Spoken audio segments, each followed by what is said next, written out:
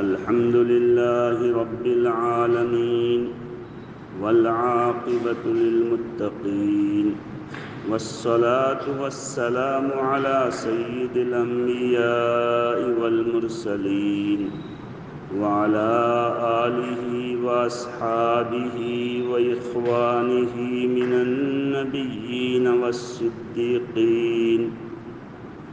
أما بعد، أعوذ بالله من الشيطان الرجيم. بسم الله الرحمن الرحيم.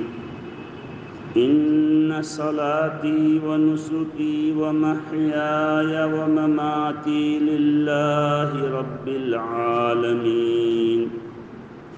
وقال النبي صلى الله تعالى عليه وسلم: ما من أيام العمل الصالح فيهن أحب إلى الله من هذه الأيام العشر، أو كما قال صلی اللہ علیہ وسلم. معزز و مکرم سامعین کرام اور عزیز طلبہ، یہ عشر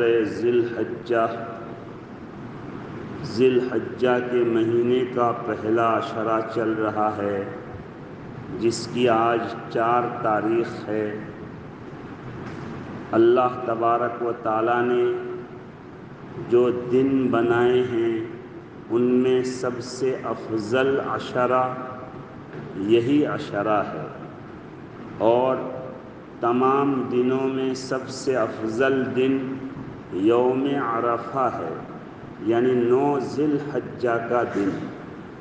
علامہ ابن قیم رحمۃ اللہ علیہ زاد المعاد میں لکھے ہیں کہ دنوں میں قربانی کے یہ جو 10 دن ہیں عشر ذی الحجہ، یہ سب سے افضل ہے.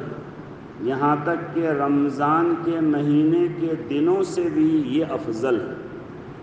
البتہ راتوں میں رمضان کی راتیں سب سے افضل ہیں، اس لیے کہ رمضان ہی کی راتوں میں کوئی رات شب قدر ہے، اس لیے شب قدر کی فضیلت بہت زیادہ ہے.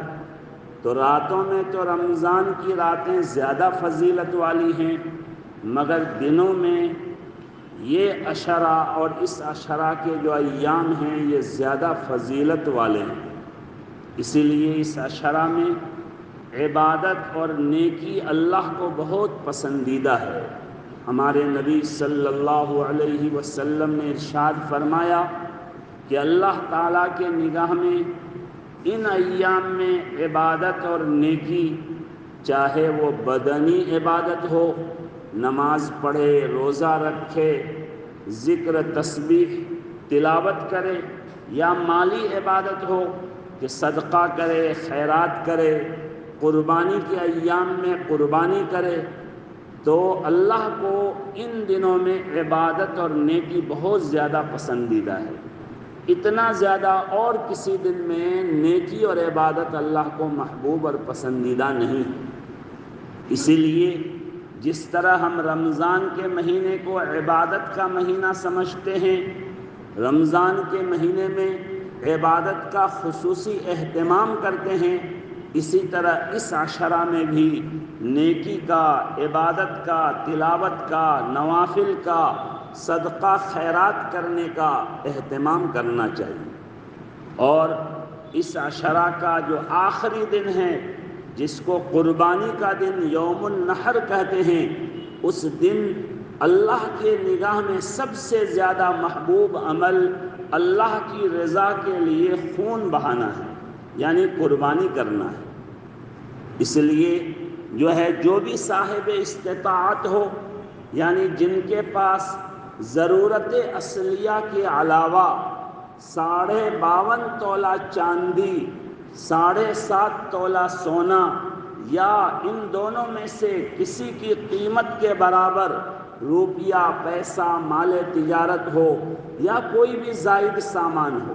جیسے ایک آدمی کی ضرورت سے زائد ایک پلاٹ ہے، ایک زمین ہے، ضرورت سے زائد ایک مکان ہے، اس مکان کی قیمت 52.5 تولہ چاندی کے برابر ہے تو اس پر قربانی کرنا واجب اور ضروری ہے۔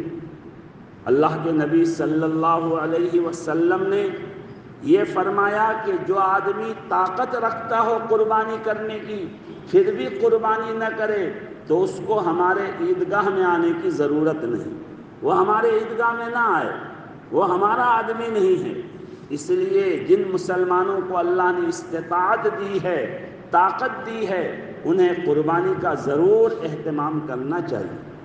افسوس کی بات ہے کہ بعض مسلمان آج ایسے بھی ہیں جو چھوٹے چھوٹے بہانے سے قربانی کے کو چھوڑ دیتے ہیں، اور عید کے موقع میں، قربانی کے موقع میں 10 ہزار کے کپڑے خریدتے ہیں، 10,000 کے نئے کپڑے خریدنے کے ان کے پاس پیسے ہوتے ہیں، لیکن 7-8 ہزار کا حصہ دینے کے لیے، قربانی کرنے کے لیے ان کے پاس پیسے نہیں ہوتے۔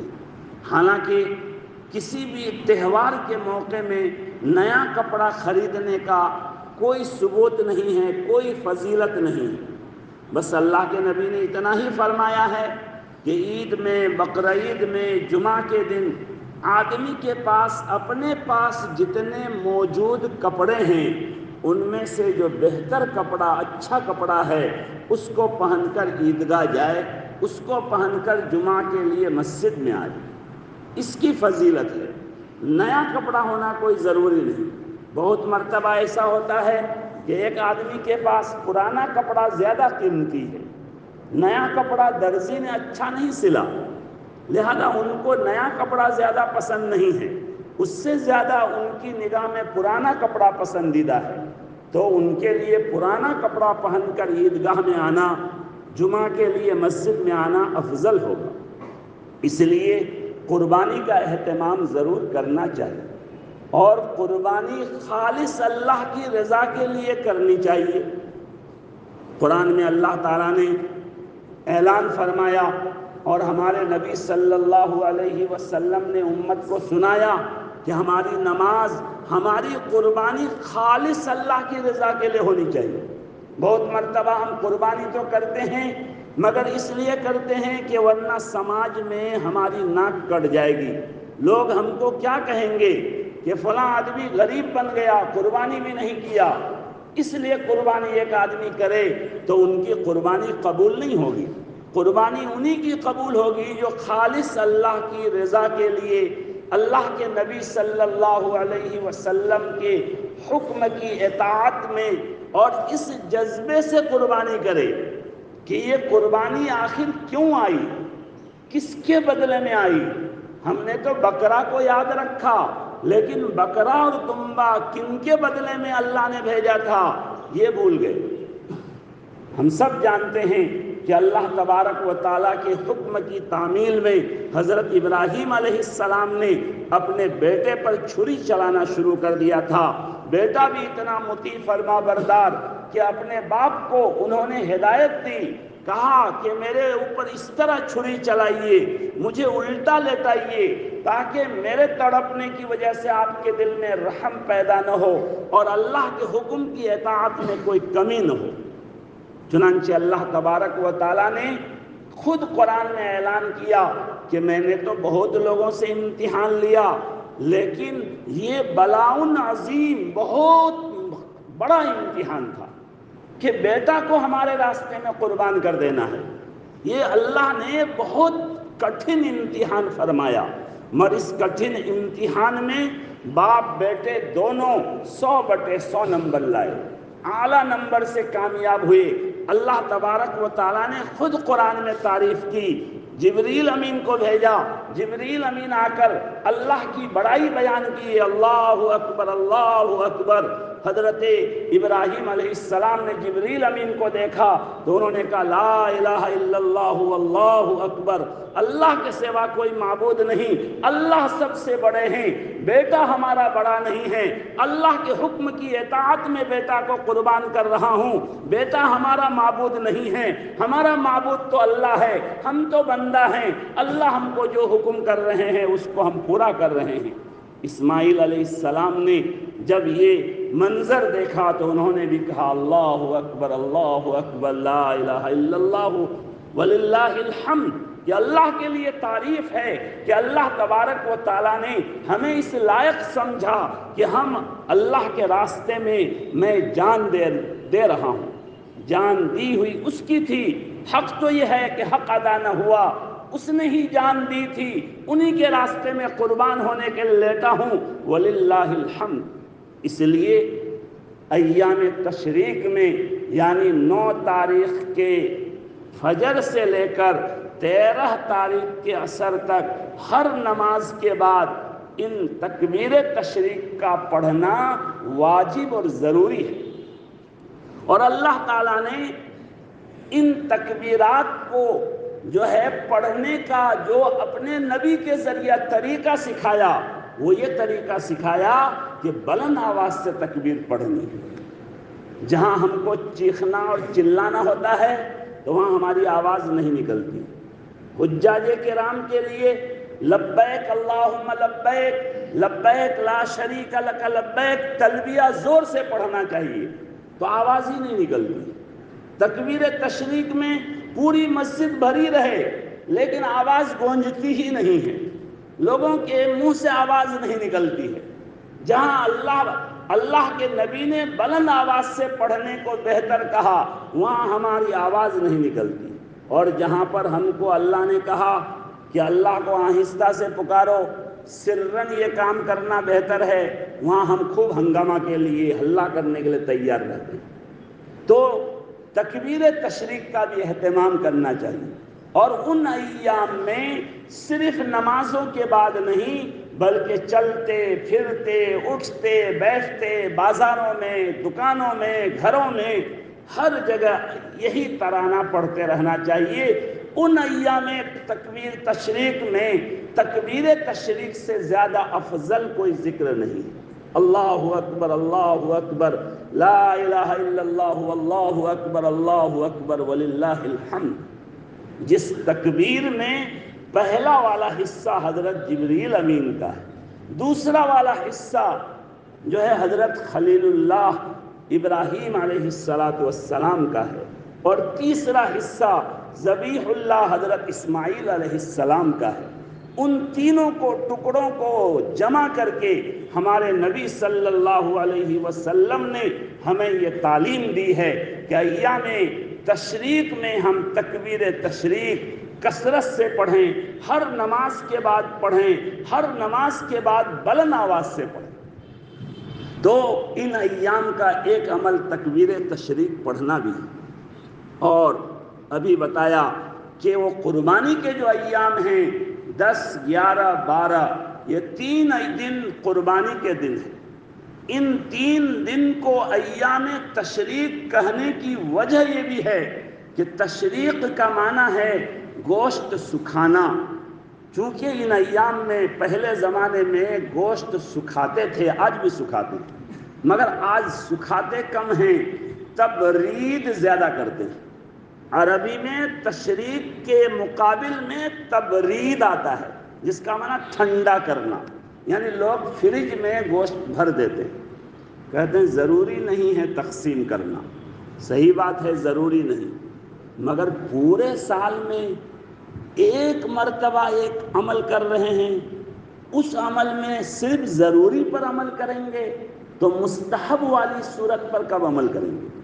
اس لیے قربانی کے گوشت میں مستحب یہ ہے کہ 3 حصہ کر کے ایک حصہ آدمی اپنے گھر میں رکھے، ایک حصہ رشتہ داروں کو دے۔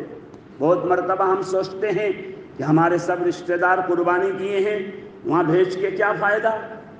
کبھی کبھی کسی کو کچھ ہدیہ دینے میں ان کی ضرورت کو نہیں دیکھا جاتا، اپنی ضرورت کو دیکھا جاتا ہے۔ ان کو ضرورت نہیں ہے، ان کے گھر میں گوشت موجود ہے، مگر آپ کے گھر سے جب یہ ہدیہ پہنچے گا تو ان کے دل میں آپ کی محبت پیدا ہوگی، رشتہ داری کا حق ادا ہوگا، صلہ رحمی، رشتہ داروں کے ساتھ اچھا سلوک کرنے کا حکم ہے، اس حکم کی تکمیل ہوگی۔ اس لیے یہ نہیں دیکھنا ہے کہ ہمارے رشتہ دار کے یہاں قربانی ہوئی یا نہیں ہوئی، تو بھی بھیجنا ہے، نہیں ہوئی تو بھی بھیجنا ہے۔ اور ایک حصہ ہمارے نبی صلی اللہ علیہ وسلم کی تعلیم کے مطابق غربا فقراء میں صدقہ کرنا ہے۔ تو ایک حصہ کھانا ہے، ایک حصہ رشتہ داروں میں ہدیہ کرنا ہے، ایک حصہ غربا فقراء میں صدقہ کرنا ہے، ضرورت مند کو دینا ہے۔ اور یہ یاد رکھیے کہ ضرورت مند صرف وہ نہیں ہیں جو آپ کے دروازے پر کٹورا لے کر جھولا لے کر گوشت مانگنے کے لیے آتے ہیں، وہ بھی ضرورت مند ہیں، مگر اس سے زیادہ ضرورت مند بہت مرتبہ اپنے گھروں میں بیٹھے رہتے ہیں۔ وہ کسی کے دروازے کو کھٹکھٹاتے نہیں ہیں، کسی کے گھر میں نہیں پہنچتے ہیں۔ ایسوں کو تلاش کر کر کے ان کے گھر گوشت پہنچانا یہ زیادہ بڑی نیکی ہے۔ قرآن نے دو طرح کے ضرورت مندوں کو بیان کیا ہے، للسائل والمحروم۔ ایک تو مانگنے والا، یہ بھی ضرورت مند ہے، اس کو بھی دینا ہے۔ آپ کے دروازے پر کوئی آ کر کھڑا ہو گیا تو ان کو محروم نہیں کرنا ہے، لیکن ایک اور ہے جو محروم رہتا ہے، ان کو لوگ نہیں تلاش کرتے ہیں، ان کو نہیں دیتے ہیں۔ اصل میں ضرورت مند وہ ہے۔